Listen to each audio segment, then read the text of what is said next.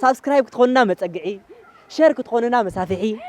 صريات طواقو صريات تعذبت بخان قبلتنا انا متينا دلنا هذا لايك بكا طلع هذا ليها ديسلايك بكا ايمو نحنا خا فقرهم دلنا لايك كتبنا متينا لنا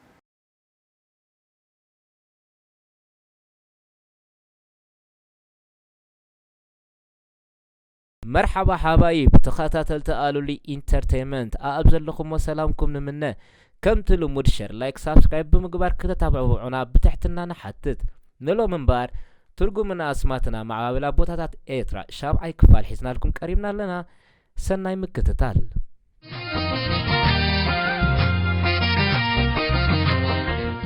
عد عوحي كاب قانقا تغنياس فلسو خوينو ترجمو سم عوحي زبሃል ገረብ ማለትዩ እዚ ገረብ ምቁር ዝብላዕ ፍረ ስለ ዝርከቦ እቶም ቀዳሞት ተቐማጠ የስተማቕርዎን ከም መግቢ ይጥቀሙሉን ብምንባሮም ብብዝሕውን ሓደ ካብቶም ብቁፅሪ ኣዝዮም ብዙሓት ዝነበረ እዩ ምስ ግዜ ስምቲ ዓዲ ብስምቲ ገረብ ክጽዋዕ ከም ጀመረት ይዝንቶ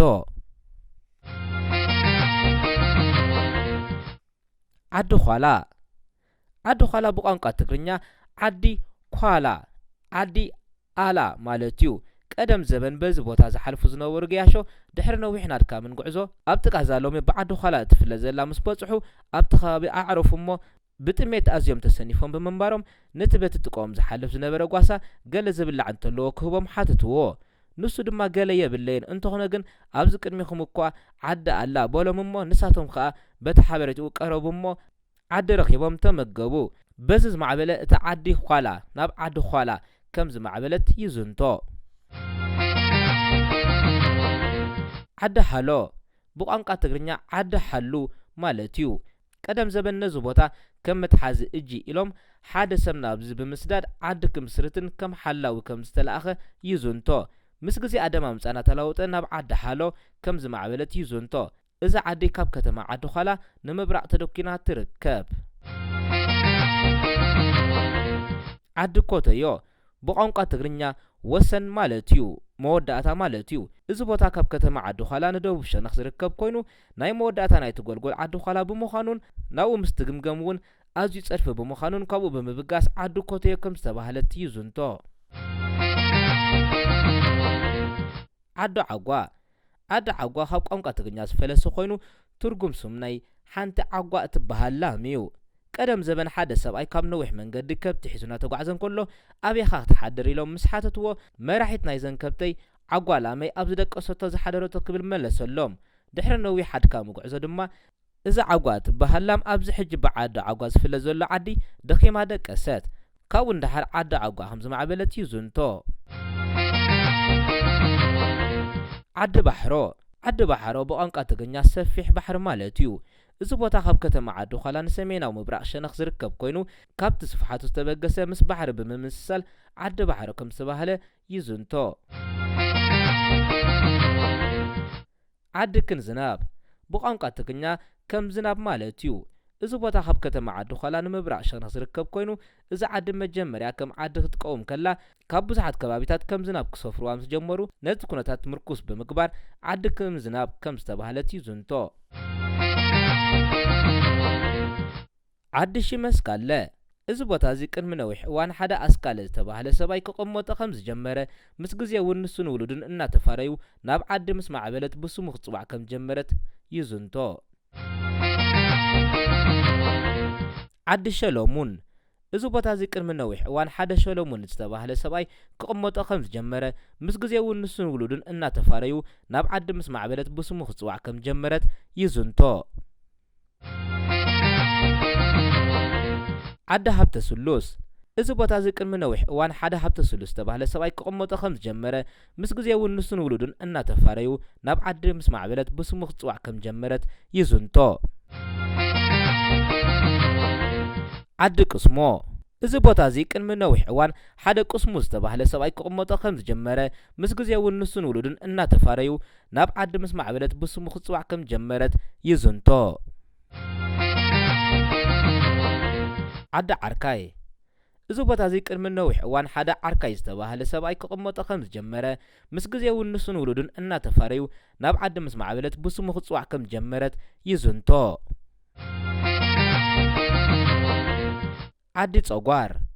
እዚ ቦታ እዚ ቅድሚ ነዊሕ እዋን ሓደ ኣሕመድ ጸጓር ዝተባህለ ሰብኣይ ክቕመጦ ከም ጀመረ ምስ ግዜ እውን ንሱን ውሉድን እናተፈረዩ ናብ ዓዲ ምስ ማዕበለት ብስሙ ክጽዋዕ ከም ጀመረት ይዝንቶ።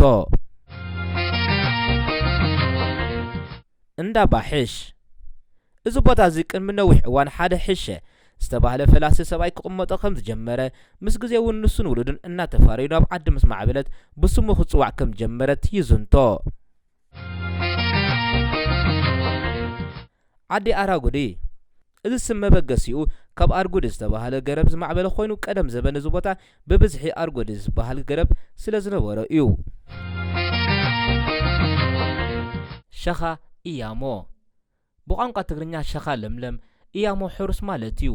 እዚ ቦታ ካብ ከተማ ዓዲ ኋላ ንሰሜን ሸነኽ ዝርከብ ኮይኑ በቲ ዝውንኖ ተፈጥራዊ ሃብቲ ማይ ልሙዓት ኣትክልትን ኣእኻልን ንዕዘበሉ ከባቢ ብምዃኑ ሸኻ ኢያሞ ተባሂሉ ከም ተጸውዐ ይዝንቶ። ዓዲ ስልዖ ብቋንቋ ትግርኛ ሰላዕቲ መቐልቲ ማለት እዩ። እዚ ቦታ ካብ ከተማ ዓዲ ኋላ ንምብራቕ ሸነኽ ዝርከብ ኮይኑ ቀደም ዘመን ኣብቲ ዓዲ ብዘጋጥሞም ድርቂ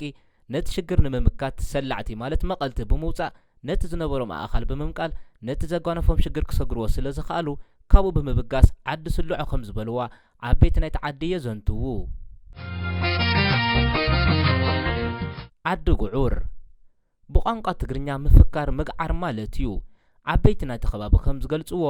ወዲ ዓዲ ጉዑር ኣንበሳ ቀቲሉ ዝግዕር ከም መለለይ ናይቲ ዓዲ ዝነገርና ዘረባ እያ። ከምቲ ዝብልዎ ቀደም ዘመን ሓደ ወዲ ተዓዲ ኣንበሳ ብምቕታሉ ኣዝዩ ስለ ዝተሓበነ ይፍክረሉ ብምንባሩ ካብኡ ብምብጋስ ዓዲ ጉዕር ከም ዝተባህለት ይዝንቶ።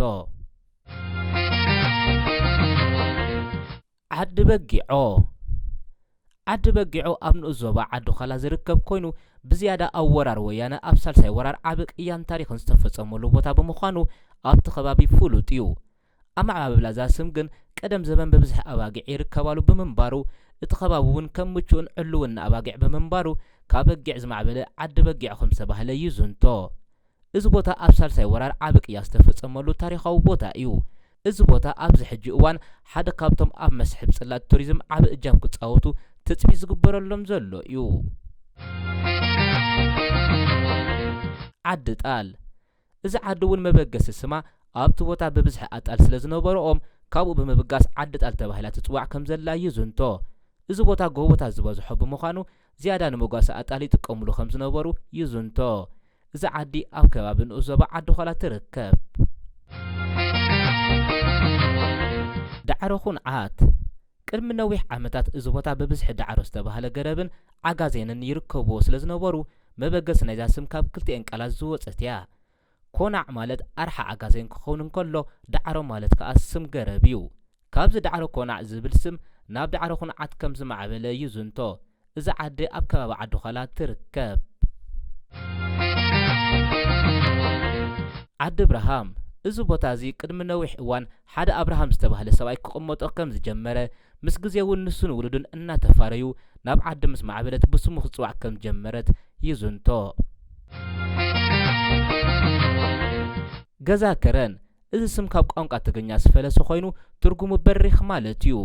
መበገሲኡ ካብቲ ጂኦግራፊያዊ ኣቀማምጣ ናይቲ ዓዲ ዝተበገሰ እዩ። እዚ ዓዲ ኣብቲ በረኽቲ ናይቲ ከባቢ ስለ ዝተደኮነት ገዛ ከረን ከም ዝተባህለት ይግለጽ። እዚ ዓዲ ኣብ ንኡስ ዞባ ዓዲ ኋላ ካብ ዘለዋ ዓድታት እያ። ገዛ ሓምለ ገዛ ሓምለ ካብ ቋንቋ ትግርኛ ዝተወርሰ ኮይኑ ትርጉሙ ካብ ክልተ ቃላት ገዛን ሓምለን ንዝብሉ ክልተ ቃላት ብምልጋብ ትርጉምና ደማ ምጻን ብዝሰማማዕ ገዛ ሓምለ ከም ዝተባህለት ይዝንቶ። እንዳ ገርግስ ናይ መጀመርያ ተቐማጦ ናይዚ ዓዲ ሓደ ናይ እምነት ቤተ ክርስቲያን እንዳ ጊዮርጊስ ዝብል ስለ ዝመስረቱ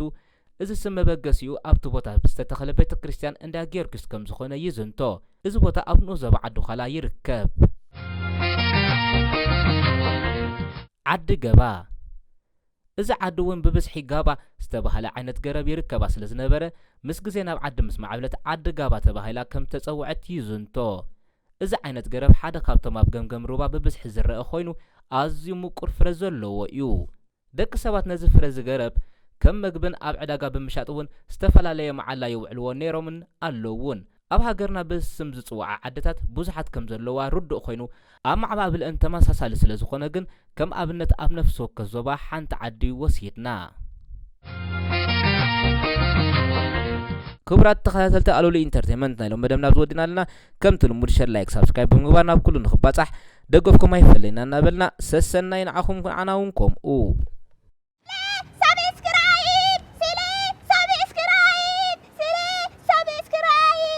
ሳብስክራይብ ክትኾኑና መጸግዒ ሼር ክትኾኑና መሳፊሒ ጽርያት ጠዋቆ ጽርያት ተዓዘብቲ ምዃንኩም ፈሊጥና ኢና መጺና ዘለና ዘለ ላይክ በካ ጽልኻ ደለኻ ዲስላይክ በካ እሞ ንሕና ከዓ ፍቕርኹም ደሊና ላይክ ክትቡና መጺና ኣለና